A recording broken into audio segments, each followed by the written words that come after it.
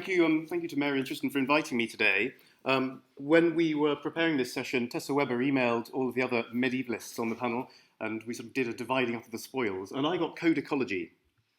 And I have to say, I'm not primarily a codicologist in my research, as say Orietta is, or Eric Krakow, for example, but like all manuscript scholars, I do pay attention to codicological matters in my research and my teaching. I don't therefore have a proper right to define codicology, but before I started, wanted to add a kind of working definition of how I see codicology functioning for me in my teaching and my research. As we've heard, it's a new term, so I'm going to take the advantage to give it a sense, a definition. For me, it's not primarily about locating and placing manuscripts, so it can certainly help with that. It's about understanding the history of the production and use of books and the texts in them as well from the material evidence of those books. Just as archaeologists not only place pots in series and put them in particular locales, they also think about the life of the makers and users of those pots, for example, to parody rather. So that's how I see the study of codicology, as a way into a kind of cultural and social and economic and intellectual history from material evidence. Sort of in the way that Tobias was mentioning with the Vossian manuscripts of Cicero and our understanding of their later use at Corbie, sort of at the study, part of reception studies too, as Nigel Palmer was asking about. And that's important in English studies, as Julia said, that's sort of where I'm coming from, where there's been lately, if you like, a sort of a turn to or interest in the material form of texts. So I'm going to talk about that sort of aspect of codicology today. Talking about teaching codicology is not easy because, unlike the rudiments of more elementary subjects such as literacy and mathematics, there's not a large literature about teaching codicology. There's some by museum curators on teaching with objects. There's a little bit of discussion of that, and some good stuff by special collections librarians, especially in small collections in the USA, where they're often quite self-reflexive in American library studies about teaching with books. But I'm going to talk more from experience than authority. My courses often reflect those that I myself experienced as a student, including under the teaching of Richard Beadle in Cambridge. Then we were set, as are many students still, to write a catalogue description as the end point of studying the material form of a medieval manuscript. I actually begin slightly differently with a catalogue description, asking my students to read them. For me, catalogue descriptions are something that students need to be able to read from the outset of their research, and descriptions also of manuscripts where they find them in editions and other reference works.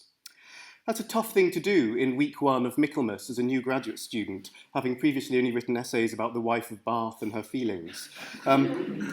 Catalogue descriptions are written in algebra, I think, so it often looks. You know that mythical novel that was sort of written in algebra, that sort of postmodernist novel. But I do this because our students are going to read more catalogue descriptions than they write, so they need to learn to read them from day one. I want them to be able to draw upon them from the outset, and to know that that symbol there means this, that abbreviation there means that kind of thing. I also want to ask those students, though, as they look at those catalogue descriptions, to consider from day one, from class one, how they would use information about manuscripts, whether their own or that taken from secondary sources, to conjure up research questions and projects which those descriptions bring to mind. What would this description make them wonder about next, if you like, beyond description? What does it give them information about beyond the manuscript? If you like, a catalogue description proceeds topographically through a book. Instead, I'm going to ask them to kind of flip it up and turn it into a narrative, not going from folio to folio, but moment to moment in the story of the making and use of that book. This is one of my favourite examples because it's from probably one of the most useful reference books in my field. It's N.R. Kerr's Catalogue of Manuscripts Containing Anglo-Saxon. I always set this one. I change my teaching materials regularly, but never this one. This is a description of Cambridge UL manuscript FF123, and Kerr tells us all sorts of wonderful things, with only the date a little bit modified by Dunville slightly. And I ask the students, what's this book like? And then, as I do with all these catalogue descriptions, I get out photographs that I've taken of it. And they all say, oh, there's a kind of an intake of breath. And I say, well, Kerr did mention it. As he mentions, Warmold reproduces some pictures, almost only implying that they're in the book, really. But there they are. Or there's one of them. And so I want to teach them as well to read catalogues with a slightly critical eye, if you like, even the most fabulous catalogue, and I don't mean any kind of criticism of this catalogue whatsoever. Even the most brilliant catalogue has its emphases, its focuses, its biases, things it leaves in and out, of necessity. It's got a job to do.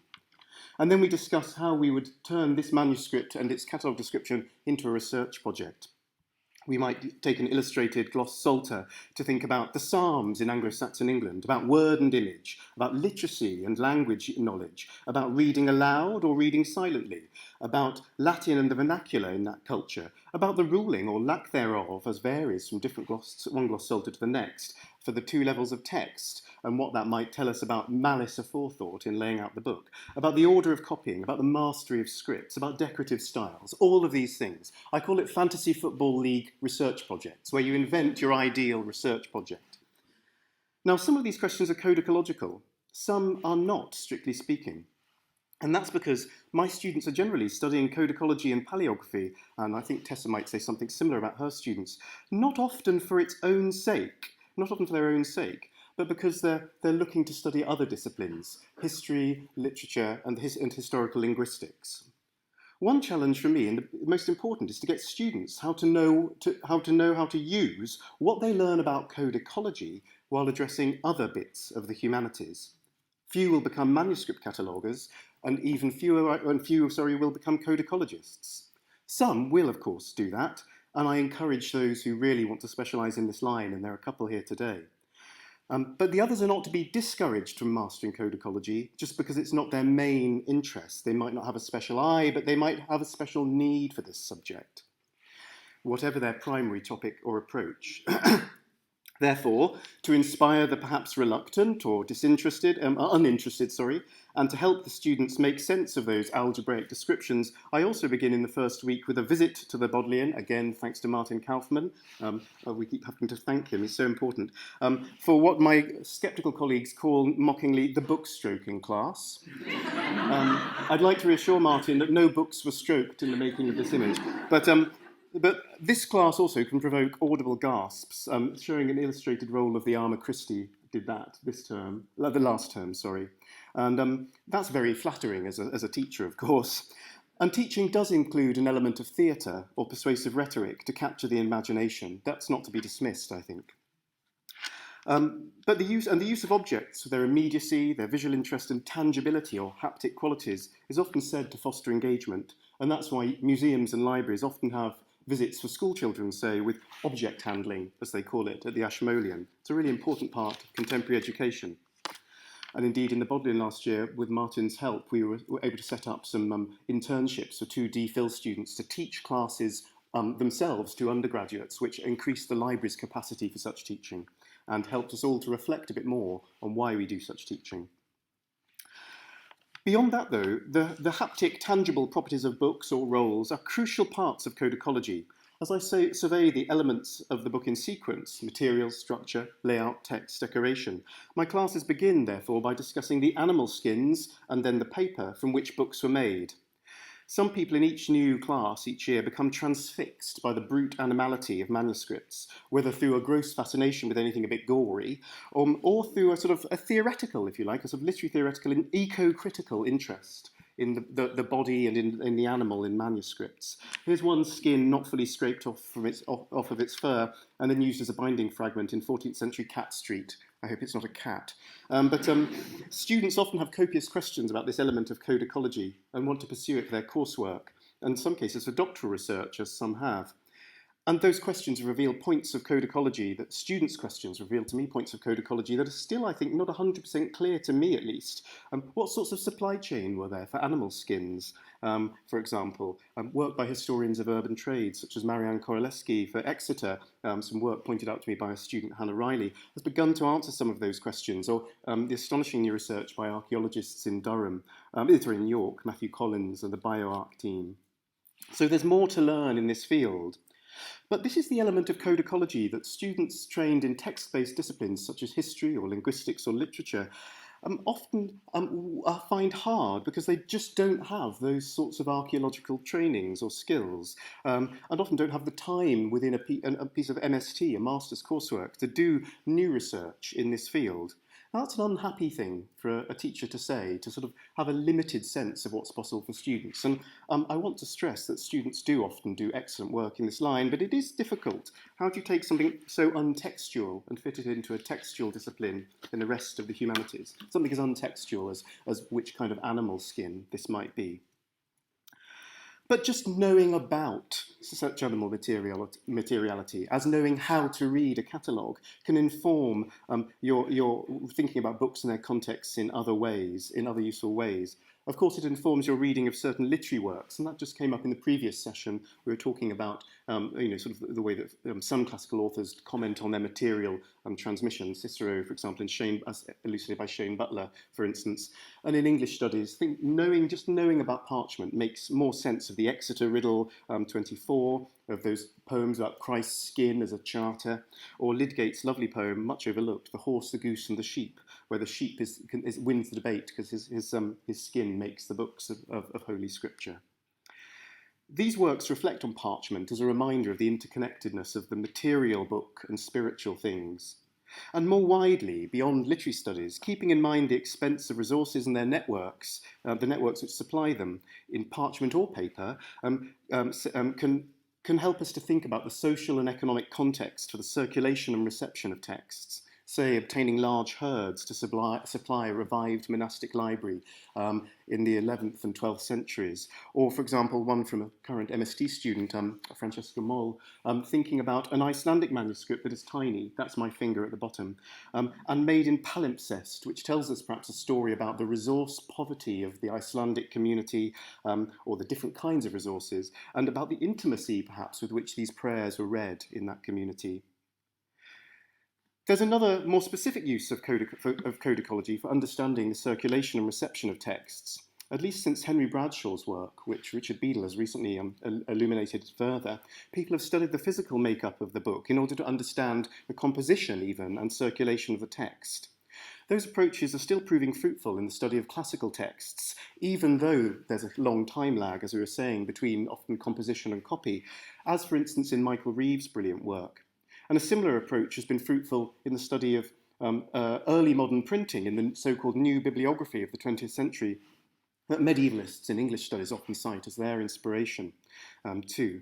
Humbert, among medievalists and with a codicological specialism, has noted that our knowledge of the mere integrity or coherence of a manuscript, to say nothing of a miscellany, can help us to understand the integrity or coherence of the texts it contains. So it's crucial for textual criticism in all kinds of ways, beyond as well as correcting corruptions and textual errors. For instance, recent arguments have debated the importance of loose leaves in the textual tradition of Piers Plowman, the greatest, I think, Middle English poem. Lawrence Warner, Julia's colleague, has been working on that. Or in the evidence of the foul papers, perhaps, and perhaps therefore of the compositional process of Chaucer's Troilus and Cressida. The verso there is a tapped-in leaf of passages translated from a different source, interestingly. One problem with teaching codicology like this, though, is that such study works best by examples and is not readily generalisable. A sort of predecessor in Oxford, Ralph Hanna, in his fascinating textbook on manuscript studies, based on his Oxford teaching, says on page 1 that he's going to teach us codicology through a series of, and they're scintillating, a series of scintillating case studies, a method which he calls piecemealism. It's a new ism, I like it, stressing that one needs to learn book history by lateral analogical thinking, by applying tools uncovered in one situation to a new situation or example. And he says, therefore, he'll teach by example and not give us a logically organised handbook. Of course, he's selling short the riches of that book, but it's an interesting statement of method. Problem is, you can't teach the structure, as he's admitting, of all extant manuscripts. And even if there was a sort of union catalogue of all medieval manuscripts, we'd still need to teach our students and ourselves how to use that information in any one particular case, how to interpret it if our main goal is not the physical structure of the manuscript. So I've got a collation, so what? So we need to inculcate the ability to notice where, and then understand how the form of a codex might teach us how a codex was composed, transmitted, or read. Can we teach people when to use codicology in relation to other disciplines? This struck me last term when I asked the students to go and pick a book in the Bodleian, a manuscript book in the Bodleian, and send me their collation formula to check they'd mastered what we were doing in class. One of those students I'm going to mention, Annalise Griffiths, is here, so she'll have to blush at this point. But Annalise and another student, Isabel Kane, came back to me and with wonderful conscientiousness and said that they shouldn't hand in their collations because their manuscripts had been regularly acquired in eights, and that was far too easy. So And there's one, that's not entirely innate, I think that was Annalise's, and that one as well. And so well, we just spent all this time on singletons and added quires and missing bifolia, and, and so what do you do if you've got that? Good question. The concern is actually really perceptive, because teaching codicology for the benefit of other disciplines, one might go looking for the outlandish. How does one look for the ordinary? How do we make sense of this sort of thing? Maybe codicology is useless for the student of other disciplines. Now, I don't want to be really limiting here. Of course, large-scale quantitative studies of, say, acquiring patterns even between 8s and 10s and 12s over the centuries, or between diversity and regularity, can be revealing. For example, if you're working on 15th century vernacular books, as I most often do, then a manuscript that's acquired regularly is not rare, but is sort of so much not the only way of doing things, that regularity becomes as interesting as irregularity. And if we were to follow continental codicologists, for example, we could assemble large-scale quantitative studies of different features of the Codex. And Oriette has used this kind of data, for example, to illuminate one particular manuscript of Middle English verse, a very important one, to put it in context. But what if there's a limit to what this codicology can teach us in any one particular book? I mean, few people in a master's have time to quantify all the books in the library in particular ways, although one of the DPhil students here, Daniel Sawyer's had a go, I think. He's done some wonderful kind of sort of counting up of things. Well, how do we then, if codicology might not seem so helpful for our other disciplines, what are we going to do about that? Or perhaps we need to invert that question and ask, what are the limits of other disciplines that they're not ready to learn from codicology yet? And how can we extend history, literature, historical linguistics? As I mentioned, lately there's been a renewed interest in literary linguistic studies in learning from codicology, the study of the material text or historical pragmatics, and mea culpa, I've run a seminar in the material text, so I'm guilty of those sort of modish phrases in a way. The shift to new media in our own culture makes us attentive to the differences of different kinds of format and media, I think, in the past. There's a wider fascination in the humanities at present in material culture. There are all those popular books on the history of the dining table and the role of the potato in Western culture and that kind of thing.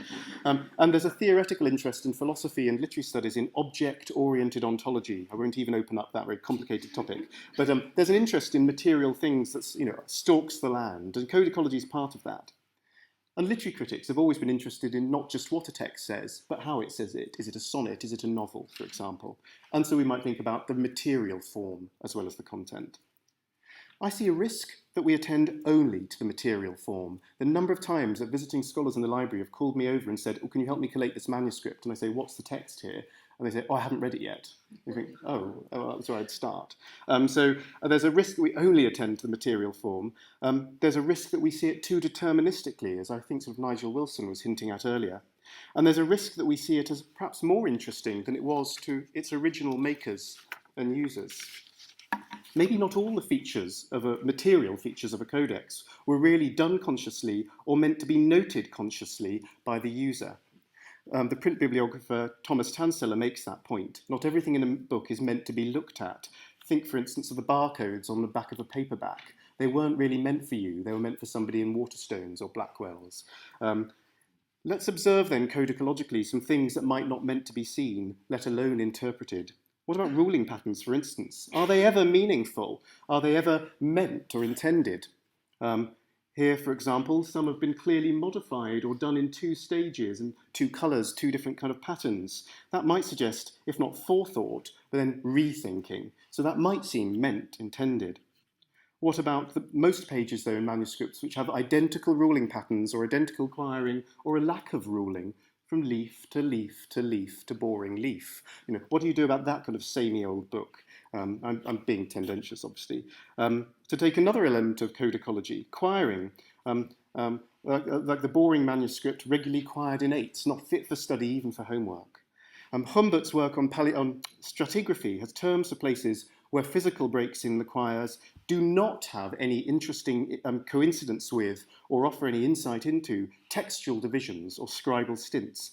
He calls such parts of books uniform or homogeneous or unarticulated, very unarticulate perhaps, they don't speak to us. Or when holes and deficiencies are in the parchment from the shape of the brute animal, some scribes brilliantly exploited them, and Henrike, in her inaugural lecture a few weeks ago, if you saw that, showed some brilliant examples from Medingen, where the scribes had accentuated the holes and highlighted them decoratively. Other scribes tried to kind of cover them up in some way. We might say that they either ignore them, the writing skips past them, or they sort of repair them. They seem to occlude the material traces of animal skins in the production process, as if to say, well, I'm not interested in thinking about the dead body behind the book. So to dwell on them as we do, codicologically, might be to be thinking rather anachronistically. Maybe this is bad history to be a codicologist. For me, that challenge makes me question what I, as a student of manuscripts, language, and literature in the past, do look at. On the one hand, with these patches, we could mischievously point out that repairing something badly only highlights the initial defect. If we were literary critics in the 1980s, we'd say that the text, by concealing it, was revealing its material unconscious. I'm going to go and write that article later. Off the peg. On the other hand, we could instead admit that what we find are indeed homogeneity, orderliness, tidiness in some books, or at least a will to those qualities. And rather than dismissing those qualities, recognise that they're just as fascinating as change, difference, muddle. A hyper-orderly person is no less fascinating to meet than a chaotic person. A cluster of texts copied into a sequence of quires with no obvious break in the production process tells us something intriguing too, perhaps about planning, control, carefulness. So does a book in which every leaf is ruled identically without slips. But the humanities are not very good at describing sameness, stasis, regularity, commonness. We suffer from the curse of the birth of, and a striking example of. Well, it's very difficult to write an article called Another Boring Same Old Thing. It's very difficult to do. But Codicology, in its less revelatory moments, in its active attention to everything, as in a manuscript description or catalogue, its kind of uniformity, might train the eye to see such things in new ways. Of course, catalogues, with their flat regularity, if you like, could actually obscure the boring. A manuscript description of a complicated manuscript is longer, more noticeable to the reader than of a tidy, simple one. But that attentiveness to everything is a good training, I think, for teaching us what to do. As well as looking for meanings and new things and new phenomena to interpret, we also might encourage our students to look for things that resist our will to interpret and elaborate and storytell. I began by sketching then, as I always begin by asking, how I always begin by asking the students in my classes what codicology can offer their other disciplines. I'm willing to entertain as a thought experiment the answer nothing, but of course I think it does offer them a lot. It's just that by questioning rather than assuming what it offers, I think we'll learn a lot more about how the manuscript physical form can tell us about aspects of cultural history. Thank you.